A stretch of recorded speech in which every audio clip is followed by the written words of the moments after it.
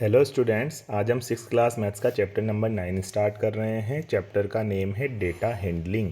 तो नेम से थोड़ा सा सजेशन यहाँ पे मिल रहा है कि यहाँ पे डेटा को हैंडल करने की बात होगी। डेटा को हैंडल करने का मतलब है कि डेटा को इस तरीके से अरेंज करना कि जो रीडर है उसको समझना आसान रह जाए। अब डेटा क्या होता है, उसका हैंडलिंग कैसे कैसे किया जाता है, वो धीरे धीरे अपन इस चैप्टर में आगे सीखते हैं। तो स्टार्टिंग में डेटा हैंडलिंग के बारे में बताया गया है कि data handling refers to the process of gathering, recording, presenting information in a way that is helpful for other. तो इन्फॉर्मेशन को इस तरीके से कलेक्ट करना या प्रेजेंट करना कि जो दूसरे लोगों के लिए समझना आसान हो, उसे हम डेटा हैंडलिंग कहते हैं। अब दूसरे लोगों में जैसे कोई भी ऑब्जर्वर हो गया। अब ऑब्जर्वर जो चीज़ों को देखता है उसे ऑब्जर्वेशन कहते हैं। तो अपन डेटा हैंडलिंग में ऑब्जर्वेशन एक न्यूमेरिकल फिगर को कहते हैं। फॉर एग्जांपल, जैसे एक स्कूल में ये देखना है कि कितने बच्चे क्रिकेट पसंद करते हैं, कितने बच्चे फुटबॉल पसंद करते हैं, कितने बच्चे बैडमिंटन पसंद करते हैं। जब सर्वे किया गया तो पता चला कि क्रिकेट पसंद करने वाले 10 स्टूडेंट्स हैं, फुटबॉल पसंद करने वाले 9 स्टूडेंट्स हैं और बैडमिंटन पसंद करने वाले 15 स्टूडेंट्स हैं। तो ये इंडिविजुअल तो एक एक ऑब्जर्वेशन हो गई, 10 एक ऑब्जर्वेशन हो गई, 9 एक ऑब्जर्वेशन हो गई और जो बैडमिंटन की 15 आई वो भी एक ऑब्जर्वेशन हो गई। ठीक है, लेकिन इन सब का जब कलेक्शन कर लिया जाता है तो इसे बोला जाता है डेटा। अब ये डेटा एक रैंडम ऑर्डर में है, जैसे लिख दिया 10, 9, 15, तो ये ना असेंडिंग ऑर्डर में है ना डिसेंडिंग ऑर्डर में है। तो ऐसे डेटा को बोला जाता है रो डेटा। ठीक है, तो जो रो डेटा है वो क्या है, जो बिना किसी तरीके के प्रोसेस से बस डायरेक्टली लिखा गया है, बिना किसी पर्टिकुलर ऑर्डर को ध्यान में रखे हुए जो डेटा कलेक्ट किया जाता है उसको अपन बोलते हैं रो डेटा। ठीक है, तो रो डेटा क्या है, ऑब्जर्वेशन क्या है और डेटा क्या है, ये हमने समझ लिया। देख लेते हैं एक बार फिर से, है ना। Each figure of this kind is called an observation, the collection of observation is called data. और फिर रो डेटा क्या है, जिसमें a collection of observation gathered initially, है ना, जो इनिशियली जिसको गैदर किया गया है वो रो डेटा है, जिसमें किसी तरह का कोई प्रोसेस नहीं किया गया है। फिर एक चीज़ आती है रेंज। रेंज होता है highest data minus lowest data. तो हाईएस्ट डेटा जैसे मान लो हमने कलेक्ट किया 3, 5, 11 ऐसे कलेक्ट किया, तो इसमें हाईएस्ट 11 है और लोएस्ट 3 है। तो 11 माइनस 3 करेंगे तो रेंज आ जाएगी इसकी 8। ठीक है, तो इस तरीके से रेंज भी निकाली जा सकती है। और इन सब का जो डेटा हैंडलिंग है वो एक और नाम से जाना जाता है स्टैटिस्टिक्स। डेटा हैंडलिंग को स्टैटिस्टिक्स भी हम कह सकते हैं। अब डेटा को रिकॉर्ड करना क्या होता है कि एक एग्जांपल यहाँ पे दिया गया है कि मान लो स्कूल में एक न्यू मैथ्स टीचर आई, तो वो जब आई थी तब तक फर्स्ट टेस्ट हो चुका था। तो उन्होंने एक डेटा कलेक्ट किया कि फ़र्स्ट टेस्ट में सब बच्चों के मैथ्स में कितने कितने मार्क्स आए। तो उन्होंने रैंडमली रोल नंबर वाइज सबके मार्क्स लिखते गई, 62, 78, 80, 62, 85, 58। ठीक है, तो ये डेटा का कलेक्शन हो गया, रिकॉर्ड तो हो गया, लेकिन ये किसी पर्टिकुलर वे में नहीं है। यानी कि ऐसा नहीं है कि मार्क्स जिसके ज़्यादा हैं उनका पहले लिख दिया, जिनके कम हैं उनके बाद में लिख दिया, ऐसा कुछ नहीं है। नॉर्मली रोल नंबर वाइज इन्होंने अरेंज किया है। अब अगर इस टीचर को ये देखना हो कि बताओ 90 मार्क्स कितनी बार आए, तो काफ़ी टाइम लग जाएगा देखने में, या मैक्सिमम कितने हैं तो ढूंढना पड़ेगा, मिनिमम कितने मार्क्स है तो ढूंढना पड़ेगा। तो ये जो रो डेटा है इसको रीड करना थोड़ा सा मुश्किल होता है। लेकिन अगर इस डेटा को प्रोसेस करके असेंडिंग या डिसेंडिंग ऑर्डर में अरेंज कर दिया जाए तो फिर थोड़ा ईजी हो जाता है। तो असेंडिंग और डिसेंडिंग ऑर्डर में इनको अरेंज करना आप ऑलरेडी सीख चुके हो। तो इन्होंने भी, जो टीचर्स उन्होंने तो ऑलरेडी सीखा हुआ ही था, तो उन्होंने ये वाला डेटा, जो मार्क्स का डेटा था, वो असेंडिंग और डिसेंडिंग ऑर्डर में अरेंज कर दिया। अब देखो यहाँ से क्लियरली बता सकते हैं कि मिनिमम मार्क्स 50 हैं, मैक्सिमम मार्क्स 98 हैं।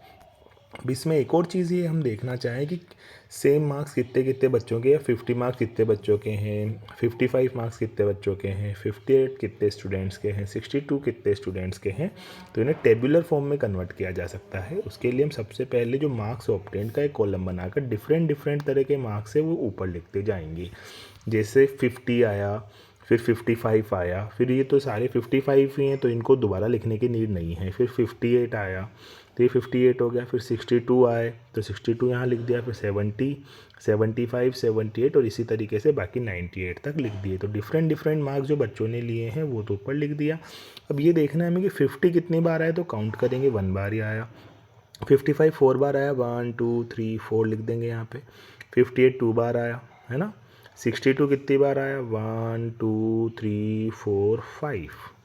ठीक है, लिखने का तरीका ये है कि जब हम चंक बनाते हैं तो 4 के बाद 5 के लिए एक लाइन क्रॉस लाइन कर देते हैं, जिससे पता चल जाए कि 5 हो गए, ताकि ज़्यादा भी हो ना तो हमें बार बार लाइंस को काउंट करने में दिक्कत नहीं आती।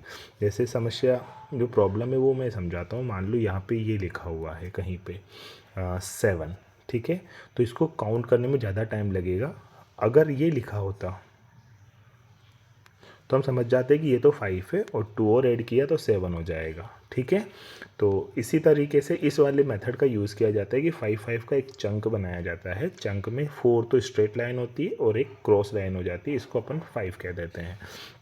तो इस तरीका सभी नंबर लेकर अपन ये टेबुलर फॉर्म में कन्वर्ट कर दें। अब मान लो इन टीचर से क्वेश्चन पूछे जाए what was the highest mark, तो 98 आ जाएगा। What was the lowest mark, तो 50 आ जाएगा। What was the mark obtained by the largest number of student, कौन सा नंबर ऐसा तो सबसे ज़्यादा बच्चों को मिला, तो वो है 62 नंबर। 62 नंबर 5 अलग अलग स्टूडेंट्स को मिला है। तो ऐसे क्वेश्चंस के आंसर जो टीचर है वो अब खुद ईजिली दे पाएगा, उसके लिए काफ़ी आसान हो जाएगा एनालिसिस करना। अब डेटा को ऑर्गेनाइजेशन करना ऑर्गेनाइजेशन ऑफ डेटा कहलाता है। अब देखो, organisation of data refers to the arrangement of figure in such a form that comparison of the mass of similar data में be facilitated and further analysis में be possible. ठीक है, तो यहाँ पे वही दे रखा है, जैसे शू साइज़ है अलग अलग बच्चों की, किसी की शू साइज़ 4 है, किसी की 5 है, किसी की 6 है, किसी की 7 है, किसी की 8 है। अब हमें देखना है, उन्हें अरेंज करना है, तो हम वही देखेंगे कि 4 वाले कितने आए। तो पहले 1 आया, फिर सेकंड, फिर थर्ड, फिर फोर्थ, फिर फिफ्थ की लाइन नहीं बना के क्रॉस बनाएंगे। अगर फिफ्थ जैसे यहाँ पर देखें तो 5 के बाद 3 और है तो 8 हो गया। यहाँ पे 5 के बाद 5 और है तो 10 हो गया। इसके नीचे 5 के बाद 2 और हैं तो ये 7 हो गया, फिर 2 है ना। तो ऐसे शू साइज़ के हिसाब से अरेंज किया जा सकता है। तो ये टेली मार्क इनको बोलते हैं। टेली मार्क में वर्टिकल लाइन्स हम बनाते हैं काउंटिंग के लिए, 1 2 3 4, फिर 5 लाइन बनाने की जगह फिफ्थ में क्रॉस डालते हैं। ये आपको ध्यान रखना है, ठीक है। जैसे ये एक एग्जांपल है 23, 75, 56, 42, ये कुछ डेटा दिया हुआ है। Given below are the marks in mathematics obtain by 20 student of a class in annual exam. तो आपको arrange the data in ascending order, सबसे पहले असेंडिंग ऑर्डर में अरेंज करना है। तो असेंडिंग ऑर्डर में अरेंज करना आप सभी को आता है। सबसे पहले सबसे छोटा नंबर लिखेंगे, फिर उसके बाद बड़ा लिखेंगे। तो सबसे छोटा नंबर 12 है, फिर 14 है, फिर 23 है, फिर 35 है, 40 है ना। ये सारा डेटा असेंडिंग ऑर्डर में अरेंज हो गया। पूछा गया है द लोएस्ट मार्क्स ऑफ 10, 12 आ जाएगा। हाईएस्ट मार्क्स ऑफ 10, 87 आ जाएगा। The range of given data, highest minus lowest, तो 87 में से 12 को माइनस कर देंगे तो ये 75 आ जाएगा। तो the range of given data will be 75। तो तीनों क्वेश्चंस के आंसर हमने दे दिए जैसे ही हमने इसको असेंडिंग ऑर्डर में अरेंज किया। असेंडिंग ऑर्डर में अरेंज किए बिना ये थोड़ा मुश्किल हो जाता, ठीक है। फिर एक और क्वेश्चन सिमिलर है, height of the tallest boy, height of the shortest boy, range of the given data. तो पहले असेंडिंग ऑर्डर में इस पूरे डेटा को अपन अरेंज कर दें तो ये अरेंज असेंडिंग बन जाएगा। सबसे छोटा 128, फिर 132, फिर 139, फिर 140, फिर 142, 143, 146, 148, फिर 149, 152 और 154। ये अरेंज हो गया है ना। अब इसके बाद सबसे जो छोटा है इसमें है वो है 128 और सबसे बड़ा है वो है 154। तो the height of the tallest boy का आंसर आएगा 154। The height of the shortest boy इसका आएगा 120 और रेंज ऑफ गिवन डेटा तो दोनों को माइनस कर देंगे। तो 154 में से 128 को माइनस कर देंगे तो ये बन जाएगा 26। तो रेंज ऑफ गिवन डेटा जो आएगी वो आएगी हमारी 26, ठीक है। Marks obtained by 30 students of class 6 are given below. Represent this information in a frequency distribution table and answer the following equation. तो इन्हें frequency distribution table में अरेंज करने के लिए पहले जो जो डेटा गिवन है इनको डिफरेंट डेटा को असेंडिंग ऑर्डर में एक मार्क्स की फॉर्म में लिख दें। जैसे 7 है, फिर 8 है, फिर 9 है, फिर 10 है, 10 के बाद 15 है और 15 के बाद 20 है, ठीक है। तो ये सारे डिजिट्स लिख दिया। अब हमें ये देखना है कि 7 कितनी बार है, तो अपन बस 7 पे मार्क लगाते जाएंगे। 1 2 3 4, अब ये 5, ठीक है। तो 7 तो हो गया हमारा 5। अब यहाँ पे 6 गलत लिखा हुआ है, ठीक है। तो इसमें जो दिया हुआ है वो रॉन्ग है, ये एक एक्स्ट्रा टेली मार्क लग गया। 5 तक ही है तो 5 आ जाएगा। फिर उसके बाद अपन 7 का हो गया। अब 8 का देखेंगे तो 8 का ये 1 2 3, 3 के बाद 4, ठीक है 4 आ गया। फिर अपन 9 का देखेंगे तो 1 2 1 2 2 ही है। फिर अब अपन 9 तक का हो गया तो 9 के बाद अपन चेक करते हैं 10 का। तो 10 का हो गया 1 1 के बाद 2 2 के बाद 3 3 के बाद 4 4 के बाद जो ये 5 है वो ऐसा लिख देते हैं, ठीक है। फिर 6 फिर 7, ये 7 हो जाएगा। तो ऐसा ही रिप्रेजेंटेशन है, देखिए, है ना। फिर इसके बाद 10 के बाद 15 15 के बाद 20 सिमिलर वे में किया जा सकता है। तो ये टेबुलर रिप्रेजेंटेशन तो हमने कर दिया। पहला क्वेश्चन है what is the minimum score. तो मिनिमम स्कोर है 7 मार्क्स, ठीक है 7 आंसर आ जाएगा, जबकि इसमें 9 दे रखा है तो इसकी जगह 7 करना है। दूसरा क्वेश्चन है what is the maximum score. तो मैक्सिमम स्कोर है 20, ठीक है। तीसरा है how many student score 15 marks. 15 marks कितने बच्चों के आए, इसका आंसर आएगा 6। How many students score more than 15 marks. 15 से ज़्यादा तो 20 ही मार्क्स है और वो कितने बच्चों को मिले 6, तो इसका आंसर भी आ जाएगा 6 मार्क्स, ठीक है। तो इस तरीके से टेबल या फ्रीक्वेंसी टेबल में, इसको फ्रीक्वेंसी टेबल कहते हैं कि जो 7 मार्क्स है वो कितने बच्चों के आए 5 के, 8 कितने के आए 4 के। तो 8 की फ्रीक्वेंसी 4 हो गई, 9 की फ्रीक्वेंसी 2 हो गई, etc। ओके। अब एक और क्वेश्चन है find Ekta is asked to collect data of size of shoes to student in her class 6। Her finding are recorded in the manner shown below. तो ये उनको ये डेटा मिला, ये 5 नंबर वाला है, ये 4 नंबर वाला है, 7 नंबर वाला है। तो इनको भी ऑर्डर करना है, तो फिर वही ऑर्डर में जमाना है। तो सबसे छोटा सबसे पहले आएगा, तो सबसे छोटा 4 है, फिर 5 है, फिर 6 है, 7 है, 8 है। अब इनको काउंट करने के लिए 4 यहाँ से काउंट करें तो 1 ही है पहली लाइन में, फिर 2, फिर 3, फिर 4, फिर एक क्रॉस लगा देंगे, 5 हो गया। फिर 5 में 1 2 3 4 एक क्रॉस लगा देंगे, 5 हो गया। फिर 6 7 8 हो जाएगा, ठीक है। ऐसे 6 और 7 और 8 का भी अपन निकाल सकते हैं। अब क्वेश्चन ये है find the size of shoes Warne by the maximum number of student. तो मैक्सिमम नंबर ऑफ स्टूडेंट ने जो साइज़ पहनी है वो है ये वाली 10 और उसकी साइज़ कितनी है 6। अगला है तो इसका आंसर 6 आ जाएगा। Find the size of shoes Warne bye minimum number of student. तो मिनिमम नंबर ऑफ स्टूडेंट 2 है और वो 8 नंबर की साइज़ है, ठीक है।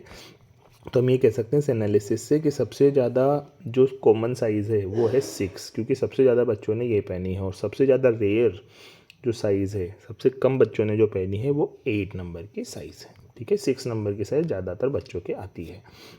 अब इसके बाद आता है पिक्टोग्राफ। पिक्टोग्राफ में नाम से क्लियर लग रहा होगा कि यहाँ पे कुछ पिक्चर्स दी जाएगी। ग्राफ ऐसा होगा जिसमें पिक्चर्स आएंगी और जनरली पिक्चर्स ऐसी होंगी जो सेल्फ एक्सप्लेनेटरी होंगी, जिसमें कुछ ज़्यादा लिखने की ज़रूरत नहीं पड़ती है।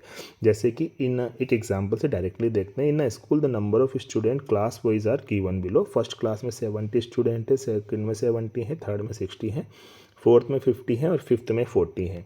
इन्हें अगर हमें पिक्टोरियली दिखाना है तो हम एक स्टूडेंट का फ़ोटो ले सकते हैं और ये मान सकते हैं कि एक स्टूडेंट का जो फ़ोटो है वो एक फ़ोटो 10 स्टूडेंट्स को मान लो रिप्रेजेंट कर रहा है। तो फर्स्ट क्लास को दिखाने के लिए हम ऐसे 7 फ़ोटो बना देंगे।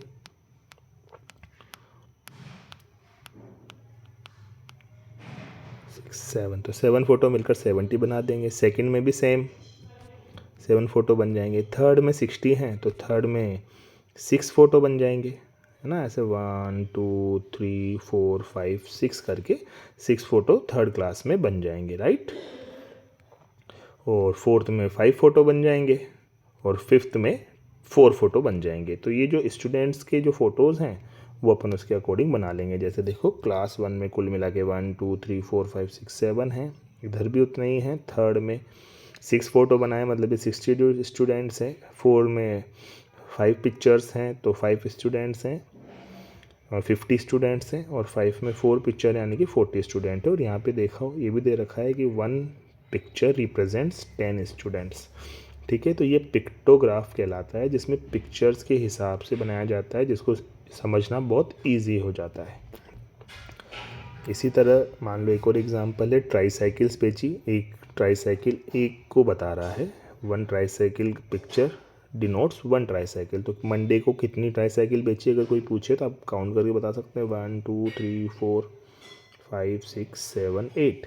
इधर 1 2 3 4, इधर 1 2 3 4 5 6। ठीक है, ये पिक्चर्स दे दी गई है। अब इससे रिलेटेड क्वेश्चंस पूछा जाए या और भी इसमें पिक्चर्स हैं, सारे पिक्चर्स दे रखे हैं। पहला, how many tricycle were sold during the week. तो पूरे वीक में कितनी बेची गई, तो सबको ऐड करना पड़ेगा, 8 + 4 + 6 + 10 + 11 + 7 46। दूसरा, name the day on which maximum tricycle were sold and how many. सबसे ज़्यादा ट्राईसाइकिल किस दिन बेची गई, देखो लग रहा है इस दिन, फ्राइडे के दिन। और कितनी बेची गई, 1 2 3 4 5 6 7 8 9 10 11 बेची गई। ठीक है, और अगला है, find the difference between the maximum and minimum tricycle sold. तो मैक्सिमम तो 11 आ गई और मिनिमम देखते हैं, मिनिमम ये 4 है, कम से कम 4 बेची गई किसी पर्टिकुलर डे। तो 11 - 4 यानी कि जो रेंज है वो आ रही है 7 की।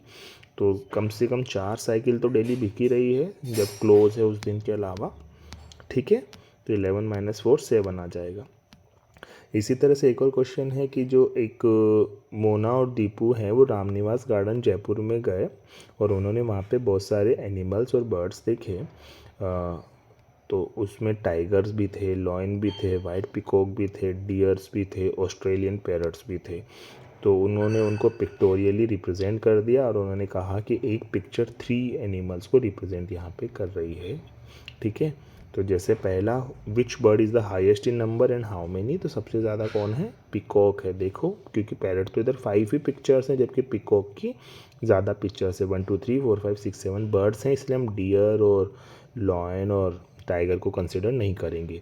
क्योंकि यहाँ पे 7 पिक्चर्स हैं यानी कि 21 पिकॉक्स हो गए। How many deers are there in garden. Garden में डियर्स कितने हैं, तो 1 2 3 1 2 3 4 5 6 7 8 9 10 तो फोटोज़ हैं इंटू 3 यानी कि 30 डियर्स यहाँ पे होंगे। Which animal is least in number and how many. सबसे कम कौन है, लॉयन है। कितने हैं, 2 × 3, क्योंकि एक 3 को रिप्रेजेंट कर रहा है तो 6 आ जाएगा।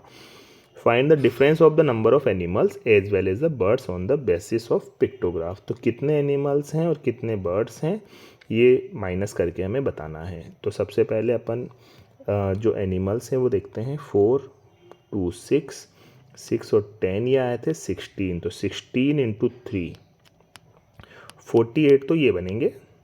ठीक है, और ये जो बर्ड्स हैं वो बनेगा 1 2 3 4 5 6 7 तो पिकॉक हैं और ऑस्ट्रेलियन पैरट 5 हैं। तो 7 और 5 12। एक पिक्चर 3 को रिप्रेजेंट कर रहा है तो 36। तो एक था एनिमल्स 48 और 36 था हमारा बर्ड्स। दोनों को माइनस अगर हम कर देते हैं तो हमारा जो आंसर है वो आ जाएगा 12। तो इसमें डिफरेंस जो है वो 12 आना चाहिए क्योंकि 48 तो एनिमल्स हैं और जो 12 हैं, सॉरी 36 है वो बर्ड्स हैं। तो दोनों का जो डिफरेंस वाला आंसर आना चाहिए वो आना चाहिए 12। Okay, thank you.